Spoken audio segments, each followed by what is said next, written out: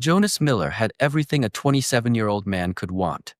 He was a successful architect at one of Munich's most prestigious firms, lived in a beautiful apartment in Schwabing, and was married to Sarah Hoffman, his wife of 3 years.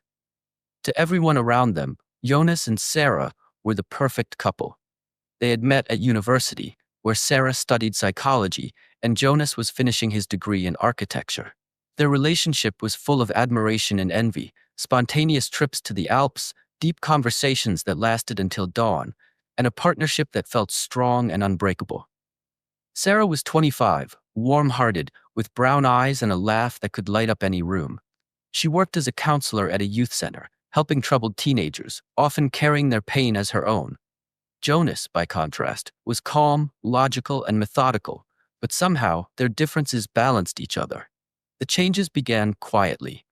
6 months before everything collapsed, Sarah started coming home late, explaining that one of her clients needed extra sessions. Jonas trusted her and didn't question it.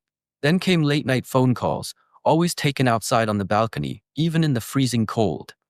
Their intimacy faded, replaced by distance. Sarah began dressing differently, wearing makeup more often, using a new expensive perfume, and protecting her phone with a password. Jonas tried to talk to her, but she insisted she was only stressed from work. He tried to approach the problem logically, like a broken structure that needed repair, but marriage didn't work that way. On the morning of December 12, 2008, Sarah told Jonas the truth. She confessed she had been having an affair with a colleague named Christoph for 4 months.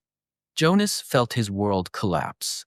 According to his later testimony, he left the apartment in shock and wandered the streets of Munich for hours. But when he returned, Sarah was gone. Her clothes were still in the closet, her wallet, phone, and keys left behind. What terrified Jonas most was the blood. Small drops on the bathroom floor and a smear on the marble counter that looked as though someone had tried to clean it. He noticed a cut on his knuckle he couldn't explain and a loose balcony railing overlooking a dark alley below. That night, consumed by fear and confusion, Jonas began to believe he had killed his wife during a blackout he couldn't remember. Jonas didn't go to the police. When they eventually arrived, detectives noticed everything: the clean bathroom, the blood traces revealed by forensic testing, Jonas's inconsistent memory, and Sarah's belongings left behind. With no body but strong circumstantial evidence, Jonas was arrested. His trial lasted 6 weeks. Despite the defense arguing that there was no proof Sarah was dead, the jury believed Jonas was guilty. In April 2009, he was convicted of murder and sentenced to 15 years in prison. Jonas did not appeal. He accepted the punishment, convinced he deserved it. Prison stripped Jonas down to guilt and routine. He became a model prisoner, quiet and obedient, working in the prison library. When asked about his crime, he simply said, "I killed my wife." For 7 years, he lived believing he was a murderer. Then, in November 2016, everything changed. Jonas was called to the prison visiting room, where he saw Sarah alive.